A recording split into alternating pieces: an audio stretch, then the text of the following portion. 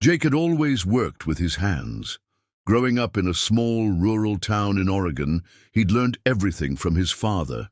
How to take apart a truck engine, how to repair a leaky pipe, how to survive when times were hard. After his dad passed away, Jake took over the tiny mechanics shop they once ran together.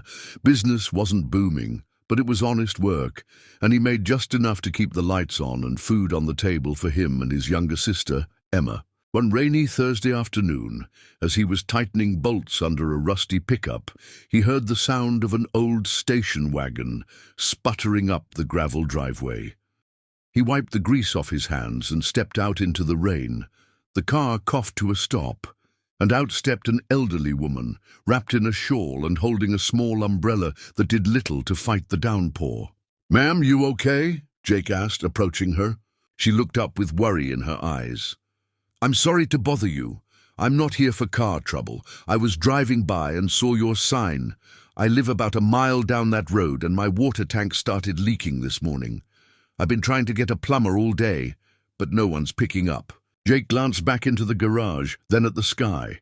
The storm was about to get worse. "You've got no running water?" "None," she said. "I live alone and I've got some livestock too. If I don't fix it soon, I don't know what I'll do." Jake didn't think twice. He grabbed his tool bag and asked her to lead the way. The road to her house was narrow, winding between pine trees and open fields. Jake expected to pull up to a rundown cottage, but what he saw instead surprised him. A modest but well-maintained home, surrounded by old barns and sheds.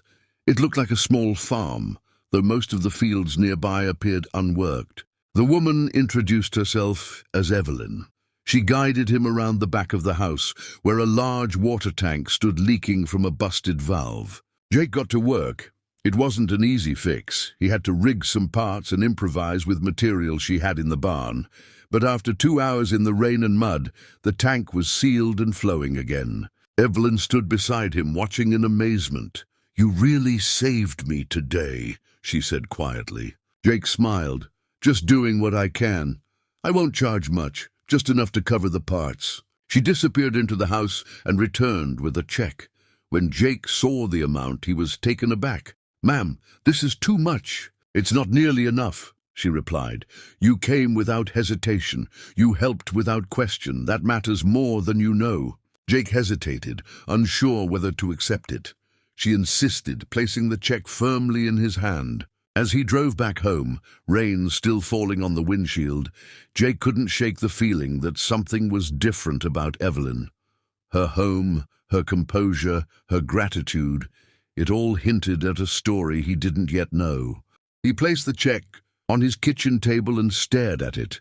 Something told him he hadn't just fixed a water tank. He'd stepped into a much larger story, one that was about to change his life in ways he never imagined. The next morning, Jake was back at the shop, oil-stained hands deep in the hood of a delivery van, when he heard the sound of tires crunching on gravel. Wiping his hands on a rag, he peeked outside and stopped in his tracks. A long black SUV with tinted windows rolled to a smooth halt. Behind it followed 2 more vehicles, one of which was a sleek electric truck with a corporate logo that read Wild Bloom Farms. Jake had seen that logo before, on blueberry jam jars, juice bottles, and health snacks lining shelves at the town's grocery store. They were the largest organic blueberry producer in the state. But what were they doing at his rundown garage? The driver's door opened, and to Jake's surprise, Evelyn stepped out, except she wasn't wearing the same worn shawl and muddy boots from yesterday. Today she looked entirely different. Dressed in a clean blazer, her hair pulled back, she had the calm, commanding presence of someone in charge. "Jake," she smiled, walking toward him, "I'd like you to meet someone." From the back seat emerged a sharply dressed man in a suit, followed by a woman carrying a tablet.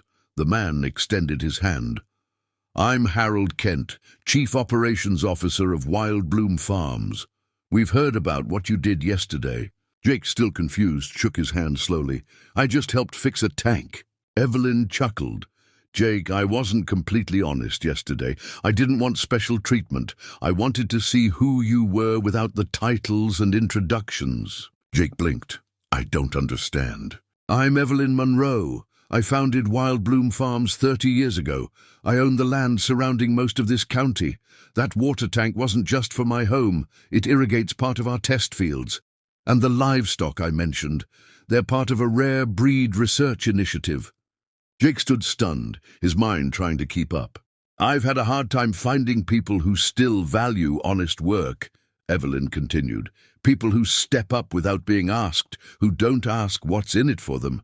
You reminded me of someone I used to know, my late husband, who started this farm with nothing but grit and tools, just like yours. Harold stepped forward. We'd like to offer you a position with our maintenance division, head mechanic, full salary, benefits, and access to our research vehicle lab. We're building sustainable agricultural vehicles.